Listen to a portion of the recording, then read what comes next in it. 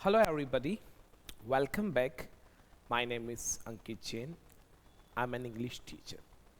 This is going to be class number 60. आज की इस क्लास में हम क्या सीखने वाले हैं? तो ये एक कन्वर्सेशन क्लास होने वाली। कन्वर्सेशन करने का क्या बेनिफिट है? बेनिफिट ये है कि जो अभी तक हमने सीखा है हमारे कोर्स में, उसको अलग अलग वैरायटी में यूज करके क्वेश्चंस कैसे बनाए जाते हैं, ये एक कन्वर्सेशन करने का बेनिफिट है। जो भी क्लास हमने अभी तक सीखी है उनमें से क्या टॉपिक्स हम यहाँ यूज कर सकते हैं। So without wasting time let's get started. शुरू करते हैं। जैसे सपोज आप किसी व्यक्ति से अगर मिले हैं और आपको अगर उस व्यक्ति से ये पूछना है, ये कंफर्म करना है कि सर आपके पास मोबाइल फोन है क्या। अच्छा, एक कन्वर्सेशन होने वाला है, वीडियो को अंत तक जरूर देखिए। अगर आपको ऐसा पूछना है तो आपका क्वेश्चन बनेगा, do you have a mobile. Suppose आप किसी स्टूडेंट के पास बैठे और उससे आपने पूछा कि आपके पास मोबाइल है क्या, तो आपका क्वेश्चन यही बनेगा, do you have a mobile. अगर इसका जवाब उसने यस में दे दिया कि yes I have a mobile, यहां पे मोबाइल की बजाय कुछ भी आ सकता है, यहां पे कैमरा आ सकता है, कुछ भी वॉटएवर जो आपको पूछना है वो आ सकता है। लेकिन उस व्यक्ति ने अगर जवाब दिया कि yes sir I have a mobile, तो आपका अगला क्वेश्चन उस व्यक्ति से क्या होना चाहिए? आपका अगला क्वेश्चन ये होना चाहिए कि आपके पास कौन सा मोबाइल है।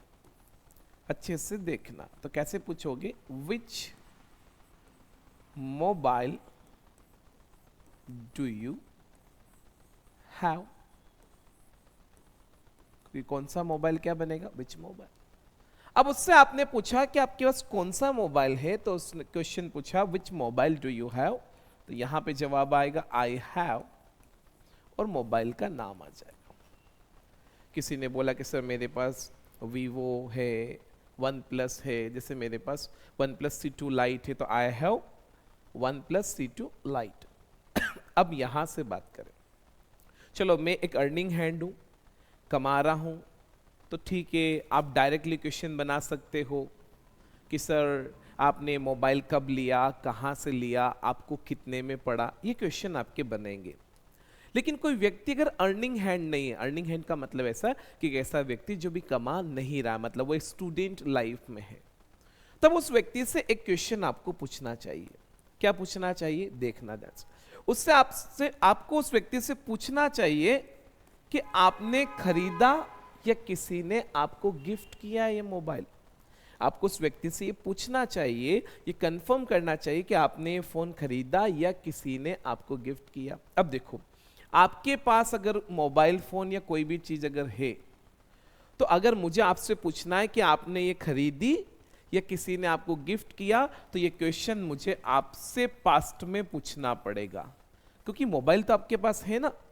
तो आपने खरीदा या नहीं खरीदा, ये बात पास्ट में ही रहेगी। तो कैसे बनाओगे? तो ऐसे बनाना कि डिड यू बाय इट, यानी आपने ये खरीद। इट क्या है? इट मोबाइल है। कि आपने खरीदा या किसी ने आपको गिफ्ट किया, तो ऐसा बोलेंगे डिड यू बाय इट, या किसी ने आपको गिफ्ट किया तो ऐसा बोलेंगे, और somebody का मतलब होता है कोई व्यक्ति है, कोई इंसान या कोई, किसी ने गिफ्ट किया आपको, somebody गिफ्टेड यू। अब यहां समझना, देखो इंग्लिश लैंग्वेज में गिफ्ट जो वर्ड है, एक गिफ्ट का मतलब होता है उपहार, जो आप किसी को देते हैं। तो उस मोमेंट पे वो गिफ्ट नॉन एक्शन होता है। जैसे मुझे किसी को बताना है कि सर मेरे पास आपके लिए गिफ्ट है, तो ऐसा बोलेंगे I have a gift for you. इस केस में गिफ्ट एक नॉन एक्शन यानी नाउन का काम कर। लेकिन इंग्लिश लैंग्वेज में गिफ्ट एक एक्शन का काम भी करता है। गिफ्ट एक एक्शन भी है।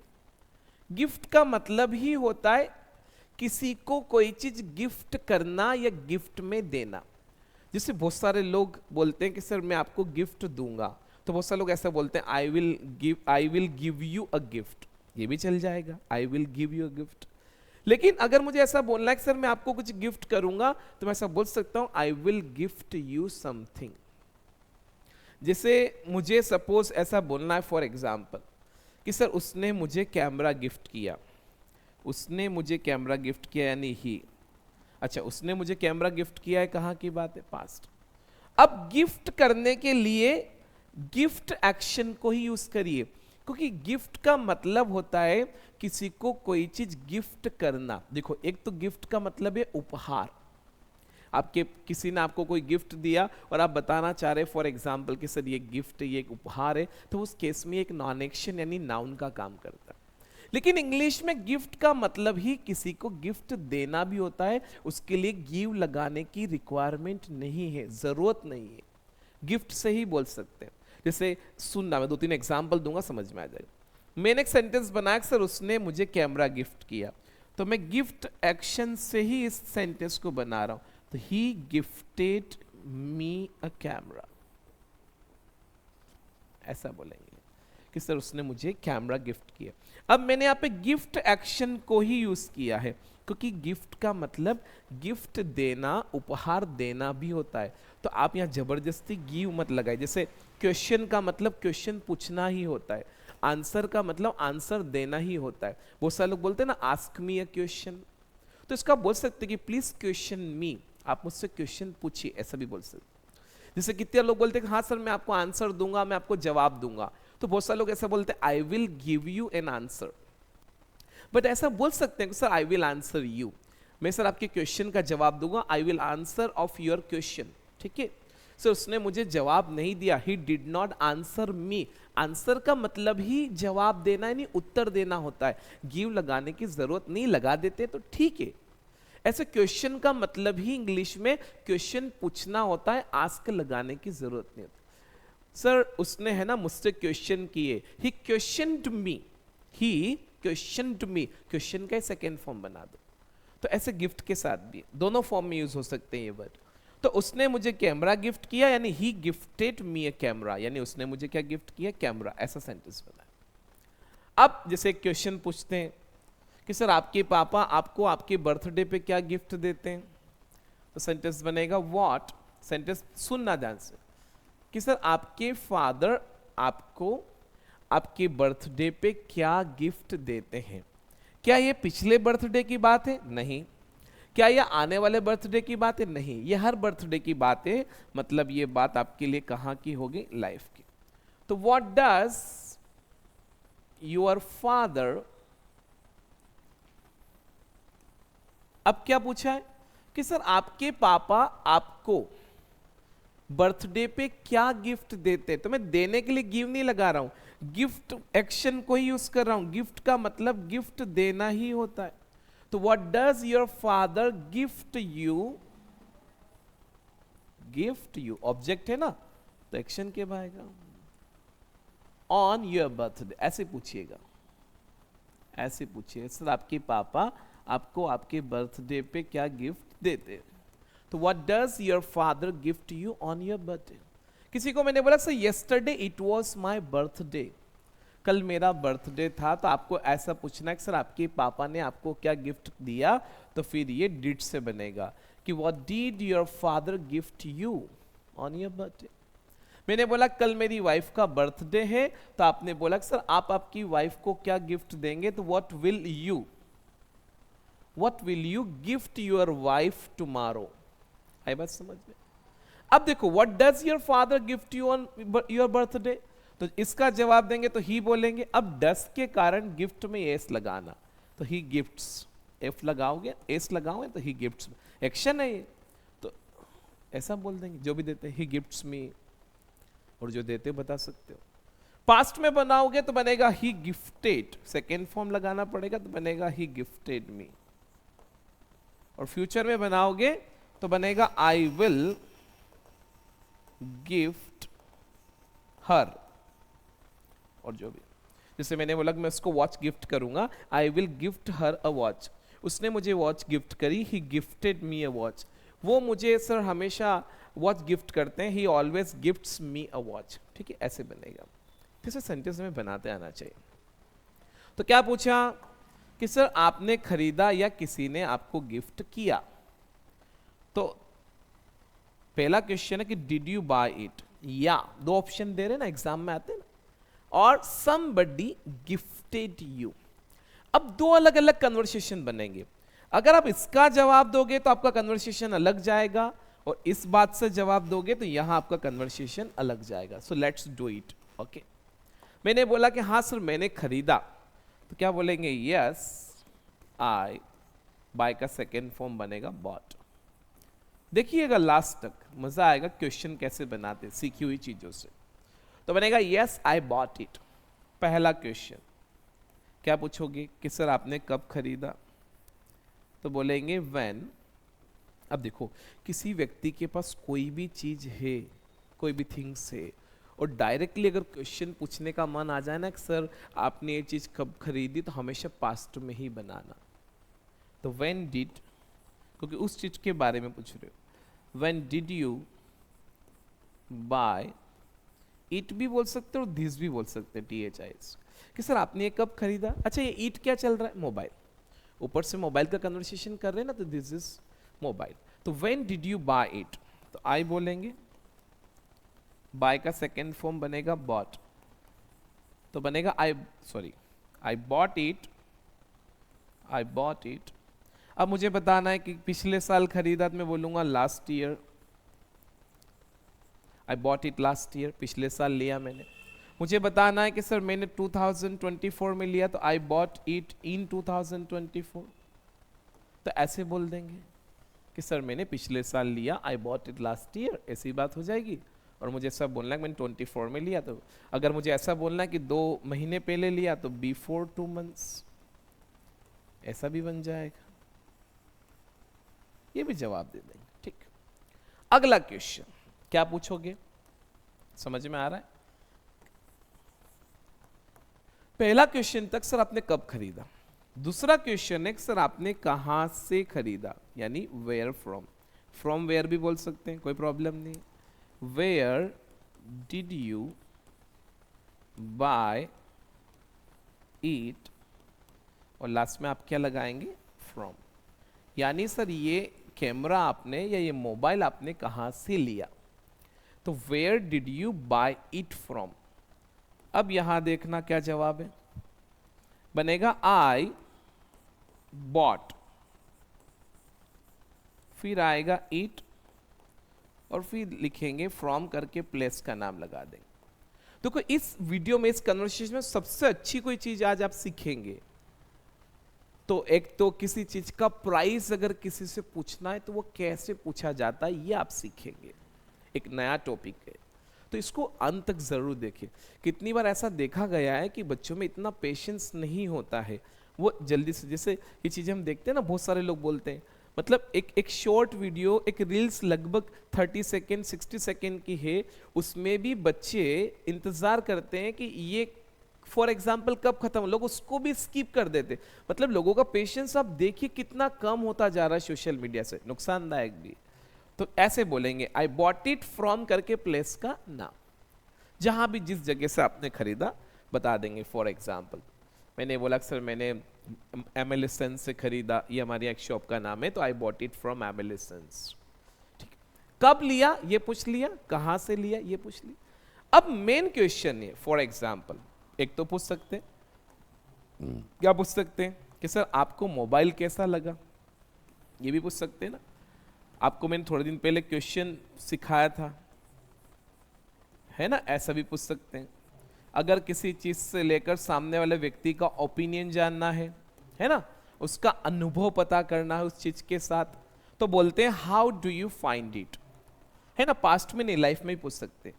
तो ये मेथड यूज करते हैं, how do you find it, एक वीडियो में पढ़ा है। मतलब आपको कैसा लगा, मोबाइल आपने लिया, तो मैं आपसे ही पूछूंगा ना, जैसा बोलेंगे how do you find the mobile. अब जैसा मोबाइल ऐसा बताएंगे। एक सेंटेंस सिखाया था मैंने कि उसमें पूरी बात कह सकते हैं, अगर कुछ ज्यादा नहीं बोलना है तो ऐसा बोल सकते हैं कि सर मोबाइल जो है बिल्कुल पैसा वसूल है, खरीदने लायक है, तो ऐसा बोल सकते हैं इट इज वर्थ बाइंग। एक तो ये सेंटेंस हो गया। कहीं भी how do you find it में अगर वर्ड से जवाब देने के लिए पॉसिबल है तो वर्ड से भी जवाब जरूर देना। तो क्या बोला मैंने, इट इज वर्थ बाइंग, मतलब अच्छा मोबाइल है, खरीदा है मैंने तो मुझे अच्छा लगा, मेरा एक्सपीरियंस अच्छा है, पैसा वसूल। फिर उसके बाद और बताइए मोबाइल के बारे में कि sir its features are good, इसके फीचर अच्छे हैं, और बता सकते हैं its camera quality is good. अच्छा मैं जब बोल रहा हूं कि इसके फीचर अच्छे हैं तो मैं है ना रिलेटिव प्रोनाउन वाला इट्स बोल रहा हूं, ये वाला ITS, ये वाला इट्स नहीं बोल रहा हूं, है ना, मैं ध्यान रखना ये वाला, ये तो इट इज होता है। मैंने बोला कि इसके फीचर्स अच्छे, तो किसके फीचर्स अच्छे, मोबाइल के। जैसे किसी चीज को मैं अपने आप से रिलेट करता हूं तो माई लगाता हूं ना, तो जब IT ईट कोई थिंग से उससे रिलेट करेंगे तो इट्स बोलेंगे, है ना। तो मैंने बोला इसके फीचर्स अच्छे हैं, इट्स फीचर्स। अब मैं आर बोल रहा हूं, क्यों बोल रहा हूं, इस क्यों नहीं बोला, देखो फीचर्स बोला है ना, एक थोड़ी एक से ज्यादा है ना, तो प्लूरल सब्जेक्ट तो इज नहीं लगा सकते, आर लगाना पड़ेगा, तो बनेगा its features are good. Sir इसकी कैमरा क्वालिटी भी अच्छी है, its camera quality is good, ऐसे बन जाएगा किसकी कैमरा क्वालिटी। देखो यहाँ यूट्यूब पे मैं इतने टाइम से पढ़ा रहा हूँ, ये मेरा 60 नंबर का क्लास है, यहाँ टॉपिक टू टॉपिक में हम बात कर रहे हैं, कुछ टॉपिक्स पे मैंने कन्वर्सेशन भी किए, लेकिन मेरी ऑफलाइन क्लासेस जो होती है वहाँ बहुत कन्वर्सेशन होते हैं, क्योंकि उसमें व्यक्ति को ही पता चलता है कि मैंने अभी तक कितना लर्न किया है, how long I can lead the conversation, कितनी देर तक मैं कन्वर्सेशन को लीड कर सकता हूँ, या what kind of questions I can make, मैं किस तरह की क्वेश्चन बना सकता हूँ, ये चीज़ हमें। तो मैंने बोला इसका कैमरा क्वालिटी भी अच्छी है, तो it's camera quality is good, ये बात। एक क्वेश्चन और, क्या क्वेश्चन, जो मैन क्वेश्चन है, जब व्यक्ति ने खरीदा तो हमें पूछते आना चाहिए कि सर आपको एक मोबाइल कितने में पड़ा, आपको ये मोबाइल कितने में पड़ा, या आपको ये मोबाइल कितने में गिरा। देखो किसी व्यक्ति ने अगर कहीं से कोई भी थिंग्स खरीदी है, what ever things it is, कोई भी चीज है, तो उसके लिए उसने कीमत अदा करी है, एक कीमत पे करी है। किसी भी चीज की जो एक्चुअल कीमत होती है, जो आपने पे करी है, भुगतान किया है, उसे इंग्लिश में कॉस्ट से बताते। कैसे बताते, कॉस्ट, कॉस्ट एक्चुअल कीमत बताता है। अब सुनो, बात पैसे की है, पैसे अनकाउंटेबल होते हैं, तो बोलेंगे हाउ मच। अब समझना, कीमत किसकी पूछ रहे हैं, मोबाइल की, मेरी नहीं पूछ रहे। अभी तक यहां पे यू चल रहा था, इस बार यू मत लगा देना। अच्छा क्या पूछा कि सर आपको मोबाइल कितने में पड़ा, या आपको मोबाइल कितने में गिरा। देखो जिस मोबाइल को मैंने खरीदा उसके लिए जो कीमत मैंने अदा करी है, पे करी है, ये बात पास्ट की है, तो हाउ मच के बाद डीड लगाना। अब किसकी बात कर रहे हैं, मोबाइल की, तो डीड के बाद बोलना द मोबाइल या फिर बोलना इट। मैं फिलहाल द मोबाइल लिख देता हूं तो आपको क्लियर। तो ये तो क्वेश्चन वर्ड हो गया, ये टाइम वर्ड हो गया। जब हम लोग क्वेश्चन बनाते तो टाइम वर्ड के बाद पर्सन का नाम लगा के एक्शन लगाते। जब टाइम वर्ड डीड है तो एक्शन फर्स्ट फॉर्म में रहता है, तो कॉस्ट लगा दिया। तो ऐसा बना है कि सर मोबाइल कितने में पड़ा, ऐसे पूछेंगे how much did the mobile cost. लेकिन आपको अगर ऐसा भी मेंशन करना है कि आपको मोबाइल कितने में पड़ा, क्योंकि मैंने खरीदा है, तो फिर लास्ट में यू लगा। अब यू ऑब्जेक्ट है क्योंकि वो एक्शन के बाद आएगा, तो ऐसे बनेगा। समझना बहुत काम की चीज है ये। क्वेश्चन आपको बनाते आना चाहिए कि किसी भी चीज की कोई कीमत किसी व्यक्ति से अगर जानना है, कोई भी चीज उसने खरीदी है, उसके बाद देखो 2-3 तरीके से कीमत पूछते हैं। एक तो हम दुकानदार से बात कर रहे हैं, दुकान पे हैं, और पूछना कि भैया ये कितने का है, मतलब क्या हुआ, अभी हमने खरीदा नहीं है, अभी हमें खरीदना बाकी, खाली हम कीमत पूछ रहे हैं, तो वो हम लाइफ में पूछते हैं। किसी ने खरीद ली है और ये जानना है कि उस चीज के लिए उस व्यक्ति ने कितनी कीमत अदा करी है, कितना पे किया है, तो वो पास्ट में बनेगा। तो ऐसे क्वेश्चन तो ऐसा बनेगा, how much did the mobile cost you. Short में अगर बोले तो फिर ऐसे बोलेंगे, ये सेंटेंस आपको याद हो जाना चाहिए, मतलब आपको आना चाहिए कि how much did it cost you. ये सेंटेंस आपको आना चाहिए, आपके टंग पे होना चाहिए कि किसी व्यक्ति ने कोई थिंग्स परचेस करी है, खरीदी है, तो उसे हम बोलते हैं how much did it cost you, यानी ये आपको कितने में पड़ा। इट उस चीज का नाम है जिसकी हम कीमत पूछ रहे हैं, आप मेरी कीमत नहीं पूछ रहे ना कि यहाँ पे यू लगा दो, ऐसा बना दे तो अर्थ का अनर्थ हो जाएगा कि sir how much did you cost, आप कितने में पड़े, ये तो मेरे पापा से ही पूछना पड़े तो वही बता पाएंगे, तो ये गलत हो जाएगा ना।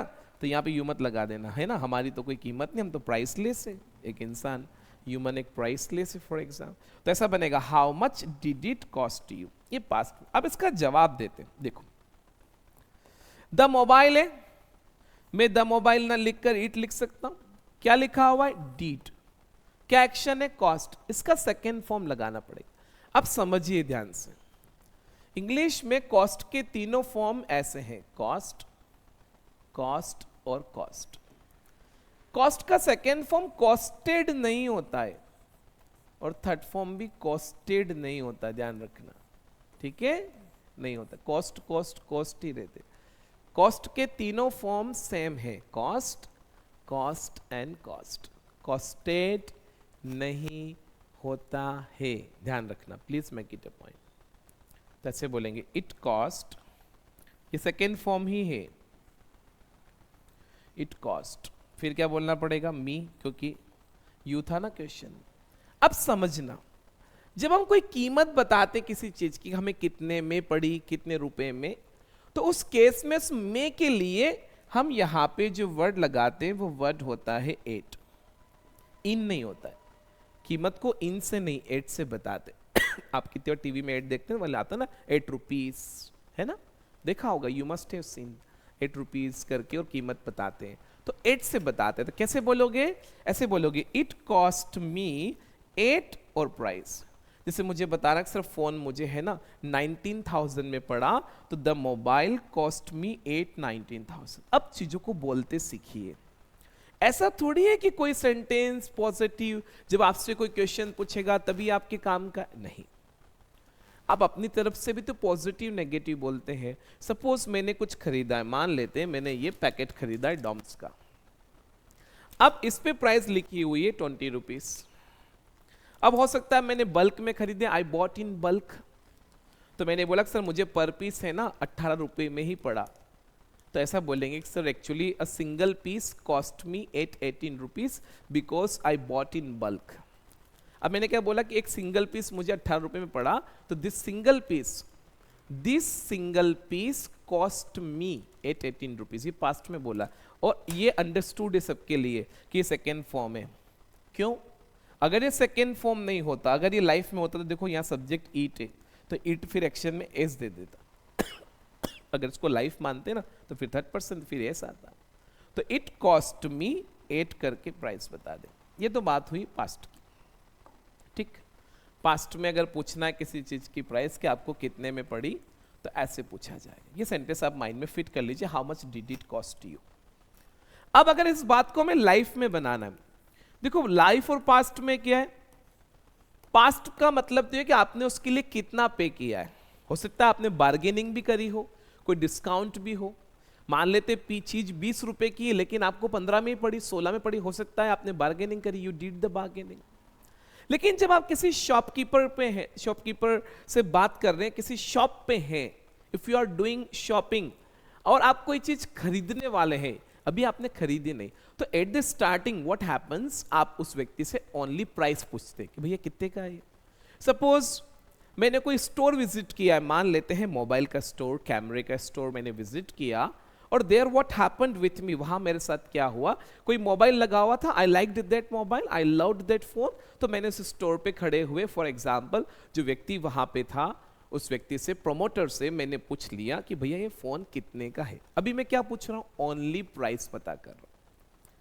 जब एक्चुअल प्राइस पूछना है किसी चीज की, कि मतलब वो कितनी, उसकी क्या कीमत है, तो मैंने क्या पूछा कि ये फोन कितने का है। क्योंकि उससे थोड़ी पूछ सकते हैं दुकानदार से कि आपको कितने में पड़ा, वो बताएगा भी नहीं। तो ये खाली केवल एक्चुअल प्राइस है। तो आपको किसी व्यक्ति से किसी चीज की एक्चुअल प्राइस पूछना है ना, तो वो लाइफ में पूछना पड़ेगा कि वो कितने का है। अब इस सेंटेंस को लाइफ में बना लो। तो यहां डीड है, तो डीड की बजाय डज आ जाएगा, क्योंकि सब्जेक्ट ईट है ना, तो थर्ड पर्सन ऐसा बनेगा, how much does it cost. अब यहां को सीखने को मिलेगा, सीखिएगा ध्यान से, यहां कुछ सीखने को मिलेगा। वैसे तो सीखने को हर जगह मिलता है, कभी कभी क्या होता है बच्चों के साथ, ऐसा मैंने देखा है एक ह्यूमन के साथ, कि जब चीजें हमें अपने जीवन में आसानी से मिलती है तो we do not value those things, उन चीजों की हम वैल्यू नहीं करते हैं, वैल्यू कम करते हैं। नहीं नहीं, रियली कैसी भी कोई चीज आपको लाइफ में मिली है, भले वो आपके लिए हार्ड अर्न्ड क्यों नहीं है, या ऐसे ही विदाउट एफर्ट्स आपको मिल गई, but value each and everything and value each and everybody, हर एक व्यक्ति की भी वैल्यू करें। तो लाइफ में ऐसे पूछेंगे। अब लाइफ में जब पूछोगे तो यू लगाने की जरूरत नहीं है, खाली इतना सा पूछना है ना, प्राइस की कितने का है, तो ऐसे बोलेंगे how much does it cost. इसका मतलब है कि ये कितने का है, यानी ये कितने में पड़ता है। तो इसका जवाब कैसे बनेगा, इट। अब देखो यहां क्या लिखा हुआ है, डज। अब एक्शन में एस आएगा, तो आपका जो एक्शन है वो कॉस्ट है। क्या है, कॉस्ट।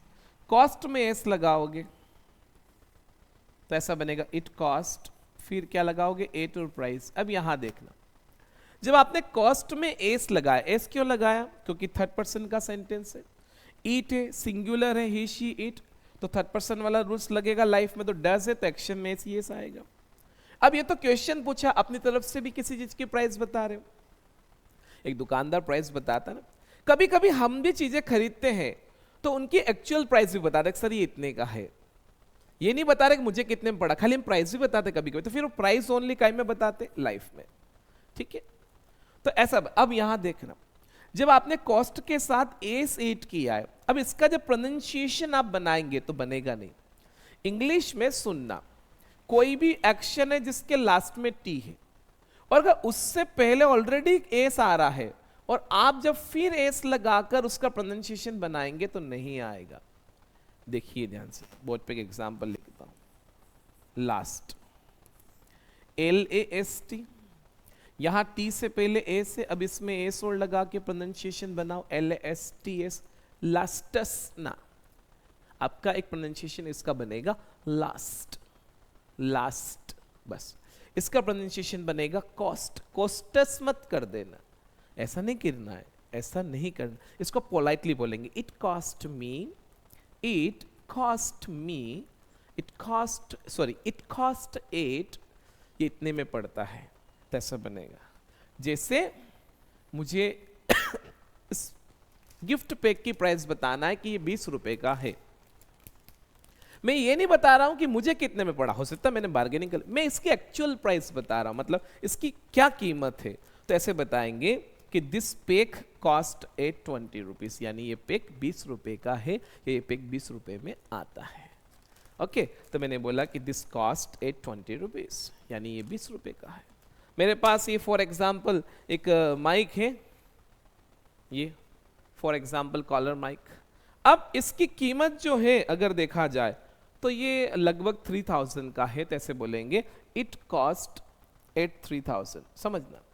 लेकिन अगर मैं ऐसा बताऊं कि मुझे ये 2200 रुपए में पड़ा, तो बोलूंगा दिस कॉस्ट मी 82200 रुपीज। कीमत तो 3000 है पर मुझे 2200 में पड़ा, हो सकता है there was discount, there was offer, तो मुझे ऐसा बोलना। ये आपको देखना कि आप क्या बता रहे, ओनली प्राइस बता रहे कि ये कितने का है, सॉरी। तो ये चीज हमें ध्यान रखना कि सर इट कॉस्ट 8 करके एक्चुअल प्राइस। तो दुकानदार से जब हम प्राइस पूछते कोई प्रोडक्ट खरीदते समय, तो इस सेंटेंस को बनाते सर ये कितने का है, how much does it cost. जैसे किसी को एक ऐसा क्वेश्चन पूछना है कि सर 3 स्टार होटल में एक रूम कितने का होता है, 3 स्टार होटल में एक रूम कितने का पड़ता है, तो ऐसे बोलेंगे how much does a room cost at 3 star hotel. Sir 5 star hotel में एक प्लेट लंच कितने का पड़ता है, how much does a plate of lunch cost 8 5-star hotel. Sir ये एक ग्लास जूस कितने का है? How much does a glass of juice cost? Sir ये एक पेन कितने का है? How much does the pen cost? ये पेन कितने का? तो इट कॉस्ट 8 करके बताएं। जैसे मुझे ऐसा बोलना है कि 3 स्टार होटल में एक रूम है ना 3500 रुपए में पड़ता है, तो अ room cost 835 rupees 8 3 star hotel. आया समझ? तो ये लाइफ में। अब यहां एक चीज और ध्यान रखना, सीखना है यहाँ पे।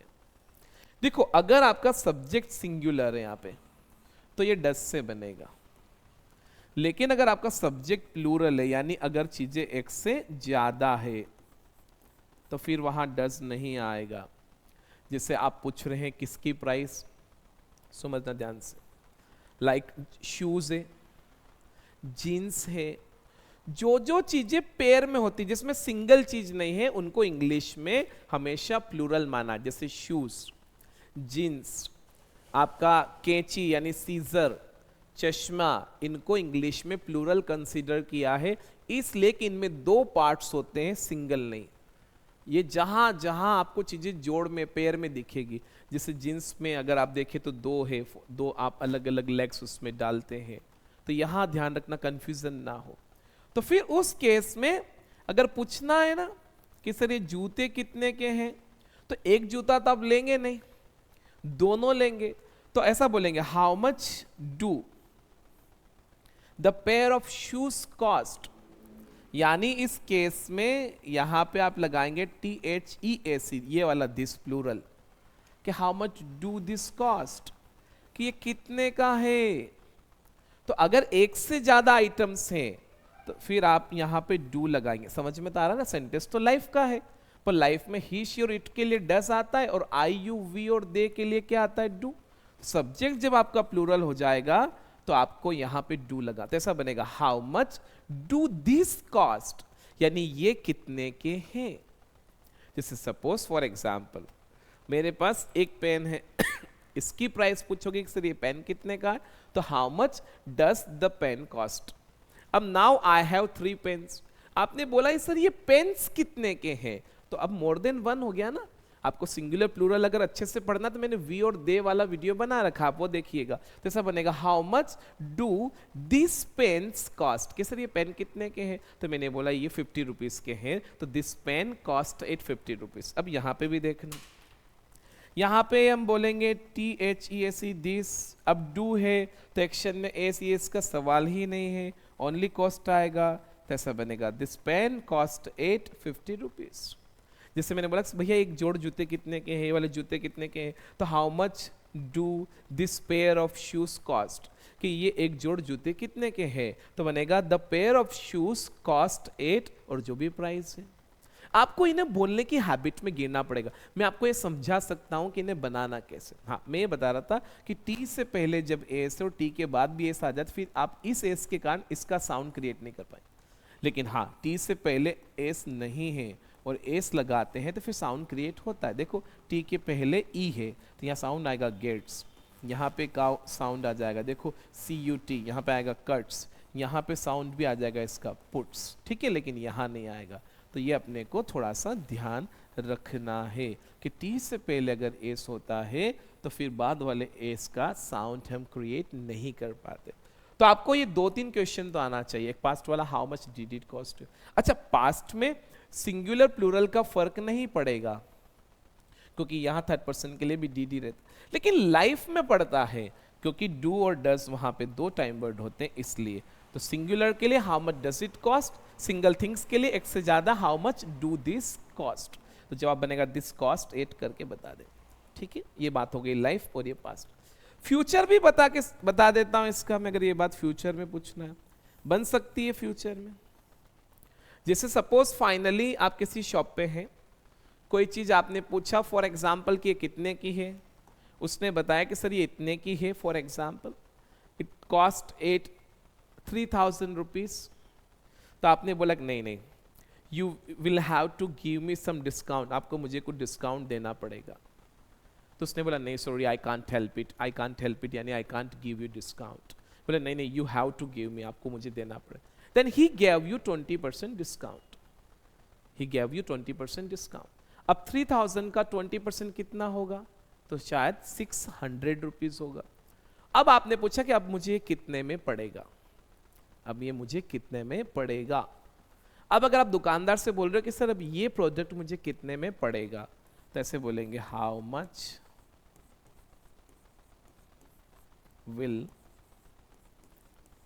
इट। अगर ऐसा पूछना है कि ये मुझे कितने में पड़ेगा तो ऐसे पूछेंगे, क्योंकि आप खुद खरीद रहे हो ना, तो इस बार आपने मी लगा दिया। अब अपने बारे में, क्योंकि आप ही तो ले रहे हो। अगर किसी से ऐसा पूछना है कि सर ये मुझे कितने में पड़ेगी, ये प्रोडक्ट मुझे कितने में पड़ेगा, अभी आपने लिया तो नहीं पर लेने का प्लान कर लिया, तो जो भी कॉस्ट आपको गिरेगी वो कहाँ की बात हो जाएगी, फ्यूचर। तो ऐसे बोलना how much will it cost me. ये क्वेश्चन हम दुकानदार से पूछ रहे कि मुझे कितने में पड़ेगा, how much will it cost me. तो दुकानदार जवाब देगा तो ऐसे बोलेगा इट विल, क्या बोलेगा, इट विल, फिर आएगा कॉस्ट। अब आप दुकानदार के लिए यू बन गए हो, तो ऐसा बनेगा इट विल कॉस्ट यू 8 करके और प्राइस बता देते। मैंने बोला ये आपको 2400 में पड़ेगा, इट विल कॉस्ट यू 2400। तो आपको तीनों आना चाहिए लाइफ में, इट कॉस्ट, फ्यूचर में इट विल कॉस्ट, पास्ट में इट कॉस्ट। तो ये चीज ध्यान रखना, ओके। ये छोटी छोटी चीजें, कोई डाउट है तो आप मुझसे बात करें, कोई इश्यू नहीं। तो ये तो बात हुई, ये कन्वर्सेशन हुआ है जब किसी व्यक्ति से आपने कुछ खरीदा। अच्छा, यहाँ पे एक तरीका और भी है पूछने का, आप सीखना चाहते मैं सिखा सकता हूँ।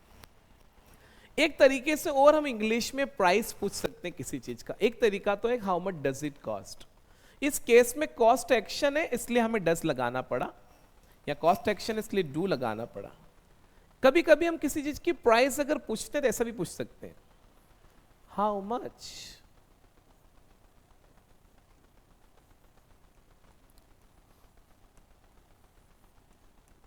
ऐसे भी पूछी जाती है प्राइस। ये एक तरीका और है। How much is it for, इसमें कोई एक्शन नहीं लिया हमने, डायरेक्टली प्राइस पूछ लिया खाली, और ओनली जो प्राइस है वो नॉन एक्शन होता है। तो ये डायरेक्टली पूछने का एक तरीका है लाइफ में कि सर ये कितने का है, how much is it for. तो इसका जवाब ऐसे आएगा इट इज फॉर। इसका जवाब फॉर से आएगा, एट से नहीं आएगा। यहाँ फॉर लिखा हुआ है ना, ऐसे। दोनों का मीनिंग सेम है, बस ये अंतर है कि यहाँ पे कॉस्ट एक्शन है इसलिए डस से बना है, यहाँ पे कोई एक्शन नहीं है इसलिए नॉन एक्शन में एम इज आर होता है लाइफ में। तो ईट है इसलिए इज आ गया, तो ऐसा बनेगा how much is it for, यानी ये कितने की है। ऐसे भी पूछ सकते हो। जैसे आपको मुझसे पूछना है कि सर ये बोट कितने का है, आप ये नहीं पूछ रहे कि मैंने कितना पे किया, आप तो खाली इसकी एक्चुअल प्राइस पूछ रहे कि कितने क्या है, how much is the boat for. तो मैंने बोला कि ये 1,40,000 का है, तो इट इज फॉर 1,40,000, ऐसे बन जाएगा। Got it? ये ध्यान रखो। आप देखो सर ये माइक कितने का है, how much sorry how much is the mike for, ये माइक कितने का है, मैंने बोला ये 32,000 का है, इट इज फॉर 32,000, ऐसे बन जाएगा। तो ऐसे बताएंगे, ठीक है। अब यहां भी ध्यान रखना, अगर यहां एक से ज्यादा आइटम्स है और उसकी प्राइस पूछना है कि ये कितने के हैं, तो फिर यहां इस की जगह आर लगाना पड़ेगा और इट की जगह दिस लगाना पड़ेगा, ठीक है। जैसे आप किसी जूते के शोरूम पे है, शूज के शोरूम पे, और आप उससे पूछ रहे भैया ये शूज कितने के हैं, तो बोलेंगे how much are this shoes for, how much are this shoes for. आपने किसी दुकान स्टेशनरी शॉप पे गए और आपने वहाँ से पेन खरीदे और आपने लगभग 7-8 पेन ले लिए आपके एग्जाम के लिए, तो मैंने पूछा भैया ये पेन कितने के हुए, तो how much are this pens for, pens बोलना पड़ेगा। तो इसका जवाब आएगा दिस आर फॉर, और प्राइस बता दें कि सर ये पेन 120 रुपीज़ के, तो this pens are for 120 rupees, और सर ये 100 रुपीज़ का, इट इज़ फॉर 100 रुपीज़। अब इस बात को अगर पास्ट में पूछना है तो कैसे पूछेंगे, तो बहुत सिंपल है, इसका पास्ट करिएगा और इसका पास्ट करिएगा। आपको पूछना है पास्ट में, तो यहां हो जाएगा वॉज और यहां हो जाएगा वर, क्योंकि इसका पास्ट वॉज होता है, पढ़ा दिया, और आर का पास्ट वर होता है। अच्छा, वॉज एंड वर भी दो काम करते हैं, एक तो वर्क इन प्रोग्रेस और नॉन एक्शन, और एमइजआर भी दो काम करते हैं, वर्क इन प्रोग्रेस और नॉन एक्शन। और एक काम और करते हैं, जब मेरा कोर्स खत्म होगा तब उस मोमेंट पे आएगा, तब वो एक काम और आपको पता चले, जब मेरी आखिरी क्लासेस चलेगी तब उस समय।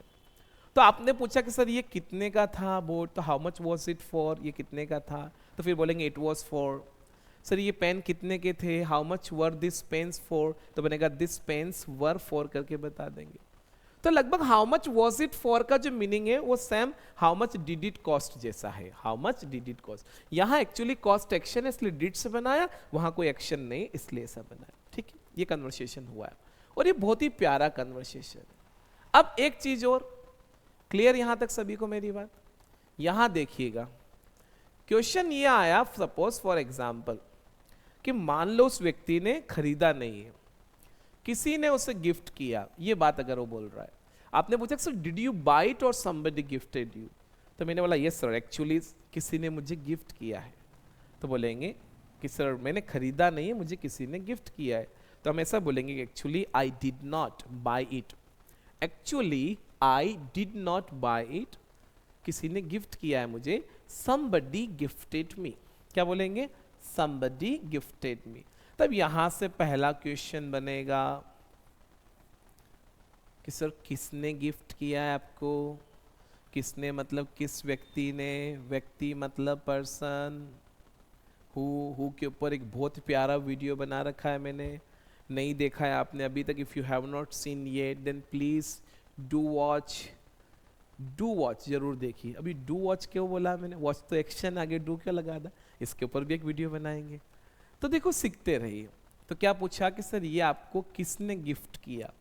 देखो सपोज जब आप किसी व्यक्ति से पूछ रहे हैं कि सर आपको ये मोबाइल किसने गिफ्ट किया, तो ये क्वेश्चन पास्ट का है, क्योंकि जिसने भी गिफ्ट किया है बात पास्ट की है, क्योंकि मेरे पास तो फोन है ना।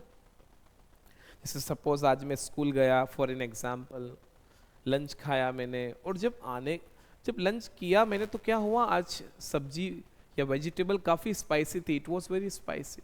So when I got back from school, जब मैं स्कूल से घर आया तो मैंने डायरेक्ट आकर अपनी मम्मी से सबसे पहले पूछा, मम्मी आज सब्जी किसने बनाई थी, आज सुबह लंच किसने बनाया था। तो ये बात क्या में पूछना पड़ेगी, पास्ट। अब आपको याद हो तो मैंने सिखाया था लाइफ और पास्ट में हु को जब यूज करते हैं तो हम टाइम वर्ड डू डस और डीड यूज नहीं करते, डायरेक्टली वो चेंजेस एक्शन के साथ करते हैं। जैसे मैंने आपको बताया था कि जब अकेला आप हु यूज करेंगे तो थर्ड पर्सन वाला रूल्स लगाते हैं, अकेला जब हम हु को यूज करते हैं। तो पास्ट में तो थर्ड पर्सन के लिए भी डीड ही रहता है, तो यहां पे हु के बाद डीड लगाने की रिक्वायरमेंट नहीं है। यहां हम क्या करेंगे, बाकी केस में करना पड़ेगा, लाइफ और पास्ट में आप लोग टाइम वर्ड बिना लगाए क्वेश्चन बनाएंगे, ठीक है। क्योंकि लाइफ में हमें जरूरत पड़ती है डज लगाने की, थर्ड पर्सन वाला रूल्स लगा रहे हैं ना, तो डज के साथ हम डज ना लगाकर डायरेक्टली एक्शन में एस लगा देते। जैसे आपको मुझसे पूछना है फॉर एग्जाम्पल कि सर आपके घर पे खाना कौन बनाता है, तो ऐसे बोलेंगे who makes food at your home. और आपको मुझसे पूछना है कि सर आज आपके घर पे खाना किसने बनाया, तो हु मेड फूड, क्योंकि पास का टाइम वर्ड क्या है, डीड। तो यहां हम क्या करेंगे, एक्शन का सेकेंड फॉर्म लगाएंगे, डीड ना लगाकर। ऐसा ओनली दो ही जगह होता है लाइफ और पास्ट में जहां पे आपके टाइम वर्ड डू डस और डीड होते हैं, बाकी नहीं होता है। क्योंकि डू डस और डीड ऐसे टाइम वर्ड है जो एक्शन में चेंजेस देते हैं हटाने पर। तो पास्ट में अगर हु को यूज करना है ना, ये पता करना कि सर ये काम को किसने किया। देखो आज मैं हु नहीं पढ़ा, पर इतनी सी बात तो कर सकता हूं मैं, I can do this bit of talks, तो ये चीज ध्यान रखना। लेकिन मैंने हु के ऊपर बहुत प्यारा वीडियो बनाया, प्लीज डू वॉच। तो ऐसे बोलेंगे, तो कैसे पूछेंगे हु, अब गिफ्ट का सेकेंड फॉर्म गिफ्टेड होता है, ऑलरेडी लिखा हुआ है, ऐसे बोलेंगे हु गिफ्टेड यू, कि सर आपको किसने गिफ्ट किया। तो ऐसा क्वेश्चन बनेगा कि सर आपको मोबाइल किसने गिफ्ट किया, who gifted you the mobile. तो मैंने बोला कि एक्चुअली मुझे मेरी सिस्टर ने गिफ्ट किया, यानी माय सिस्टर, मिस्टर लिख दिया मैंने सिस्टर की जगह, my sister gifted me the mobile, कि सर ये मोबाइल मुझे मेरी सिस्टर ने गिफ्ट किया, my sister gifted me the mobile. जिसे सुनना, सपोज किसी भी बच्चे या किसी के पास कोई भी थिंग्स है और आप अगर ऐसा पूछते हैं कि ये आपको किसने गिफ्ट करी है, ये आपको किसने दिलाया है। चलो मैं एक चीज और सिखा देता हूँ। देखो ये इंग्लिश में एक वर्ड है बाय, इसका मतलब खरीदना तो होता ही है, इसका मतलब किसी को कुछ दिलाना भी होता है पैसे से।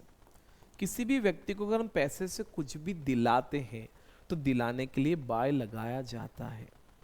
जैसे मैं मेरे बेटे को जो भी चीज़ दिलाता हूँ, मेरे पापा मुझे दिलाते हैं, तो दिलाने के लिए भी इंग्लिश में बाय यूज़ किया जाता है।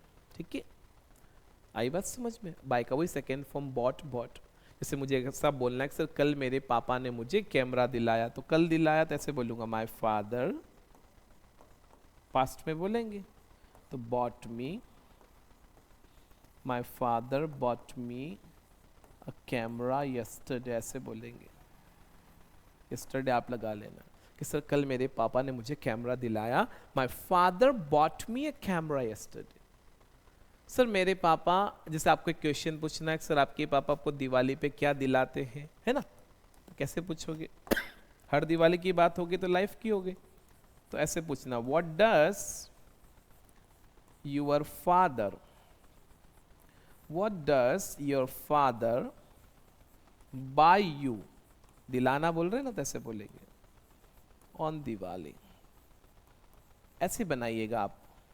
ठीक है, ऐसे कि सर आपके पापा आपको दिवाली पे क्या दिलाते हैं, what does your father bye you on Diwali, तो ऐसे बनेगा ही बाइज मी, और जो दिलाते हैं बता देना। ठीक है, तो ऐसा, तो यहां बाय का मतलब दिलाना है, यहां बाय का मतलब क्या है, दिलाना। तो ऐसे भी पूछ सकते हैं कि सर ये आपको किसने दिलाया, who bought you this, who bought you the camera, who bought you laptop, आपको लैपटॉप किसने दिला? मैंने अपने बेटे के हाथ में चॉकलेट देखी, अब जो चॉकलेट मैंने देखी वो चॉकलेट मैंने नहीं दिलाई उसको, लेकिन वो चॉकलेट खा रहा है, और आजकल का ज़माना नहीं है ऐसा कि बच्चे कुछ भी कहीं से उठा के कुछ भी खा ले, बहुत सारी प्रॉब्लम है। तो मैंने ऐसा पूछ लिया अपने बेटे से, बेटा ये चॉकलेट किसने दिलाई आपको, who bought you this chocolate. मैं सिंपली पूछ सकता हूँ ये चॉकलेट आपको किसने दी, who gave you the chocolate भी बोल सकता हूँ, लेकिन मुझे ऐसा पूछना है कि आपको चॉकलेट किसने दिलाई तो who bought you the chocolate, ऐसा बोल। तो आपने पूछा सर आपको कैमरा किसने गिफ्ट किया, तो बनेगा who gifted you the camera, यानी सर आपको कैमरा किसने गिफ्ट किया। तो मैंने बोला कि सर मेरी सिस्टर ने किया, तो कैसे बोलेंगे, my sister gifted me the camera. अब कुछ क्वेश्चन ऐसे जो मैं ऑरली बता देता हूँ, ऐसे एक क्वेश्चन बनाना, सर आपकी सिस्टर ने आपको कैमरा कब गिफ्ट किया और क्यों गिफ्ट किया, दो रीजन, दो क्वेश्चन पूछ लेना। एक तो व्हेन डिड, देखो ये क्वेश्चन अगर आपको बनाते नहीं आ रहे तो हम कैसे चैलेंज कर सकते हैं, हम एक अच्छे स्पीकर, हमें इंग्लिश आ जाएगी। टफ से टफ चीजें बनाते सीखोगे तो आप इजी से इजी चीज बना पाओगे, ध्यान रखना। तो मैं सिखा रहा हूं आपको सिचुएशन देकर। तो क्या बोला कि सर आपके सिस्टर ने आपको कैमरा कब गिफ्ट किया, तो व्हेन डिड। अब सिस्टर ने गिफ्ट किया तो पहले नाम सिस्टर का है, when did she gift you. अब देखो आप यहाँ पे गिफ्टेड थोड़ी बोल सकते हैं, डिड लगा दिया ना, तो सेकेंड फॉर्म फर्स्ट फॉर्म में बनेगा, तो सेकेंड फॉर्म। तो when did she gift you the camera, the mobile, what ever, जो भी है ना, मैं कैमरा मोबाइल जो भी बोल रहा हूँ आप अंडरस्टूड है, ऐसा बोले। When did she gift you the mobile, when did she gift you the camera, तो बोलेंगे she gifted me the camera when I was in 12th class, जब मैं 12th क्लास में था तो उसने मुझे गिफ्ट किया, she gifted me the camera when I was in 12th class. या ऐसा बोल सकते हैं सर उसने she gifted me the mobile on my last birthday, ऐसा भी बोल सकते हैं कि उसने मेरे आखिरी बर्थडे पे मुझे गिफ्ट किया। She gifted me the camera on last Diwali, ऐसा भी बोल सकते हैं। तो ये आपके ऊपर डिपेंड है, आप ऐसा बोल सकते हैं। और आप ऐसा पूछना चाहते हो कि she gifted me the camera last year, she gifted me the camera when I was in 12th class, तो आप एक क्रॉस क्वेश्चन भी कर सकते हैं। फॉर एग्जांपल कि सर क्यों, उसने क्यों गिफ्ट किया आपको camera, why did she gift you the camera, why did she gift you the mobile. तो मैंने बोला कि सर एक्चुअली मैंने 90% स्कोर किया था 12th क्लास में, I scored 90%, that's why she gifted me the camera, ऐसे बन जाएगा। आया समझ में? So it was really a wonderful conversation which will definitely help you speak better. आपको एक अच्छा बोलने के लिए ये हेल्प करेगा। आप इस कन्वर्सेशन को नोट डाउन करें, स्टार्टिंग से लेकर एंड तक इसको दोबारा देखें, ओके? तो आप इसे जरूर करें। ये do you have a mobile, कुछ भी लगाए टॉपिक, या ऐसे क्वेश्चन बनाए, सारे कन्वर्सेशन करें आप लोग, है ना, सारी चीज़ें।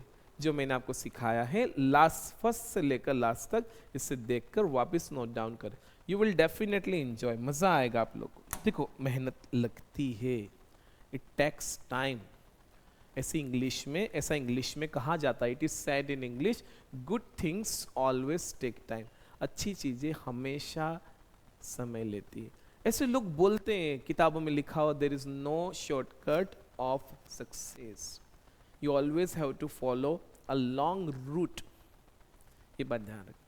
कितनी बार हमें ऐसा लगता है कि हमारे पास टैलेंट है, हमारे पास स्किल्स है, हम जल्दी ग्रो कर जाएंगे। नहीं, फिर भी even then you have to make efforts तो लगाना ही पड़ेंगे। ये बात ध्यान रखें। हाँ, आपके पास टैलेंट है वो एक अच्छी बात है, उसके लिए भी बी थैंकफुल टू गॉड, ऊपर वाले को धन्यवाद दे। जो भी अच्छा आपको मिला है उसके लिए बी थैंकफुल टू गॉड। ये ध्यान, चीज़ों को जब एक्सेप्ट करना सीख जाएंगे तो लाइफ आसान बनना शुरू होने लग जाती है। Really it's my personal experience of my life. क्योंकि अगर अभी की बात करें तो every single persons life is full of ups and downs, कहीं ना कहीं किसी न किसी रूप में है। ये हम देखते हैं, रोज अखबार पढ़ते हैं, इतनी सारी घटनाएं होती, कभी कभी सुन के यू गेट गूज बम्स, आपके रोंगटे खड़े हो जाते हैं कि व्हाट्स रॉन्ग विथ पीपल और दिस यूथ। जो ये यूथ है अभी, यंग जनरेशन है, कितनी गलत चीज़ों में, गेमिंग की लत में, ऐसी चीज़ों में जा रहा है, फ्यूचर डिस्ट्रॉय भी हो रहा है। नहीं नहीं नहीं नहीं, प्लीज डोंट डू सो।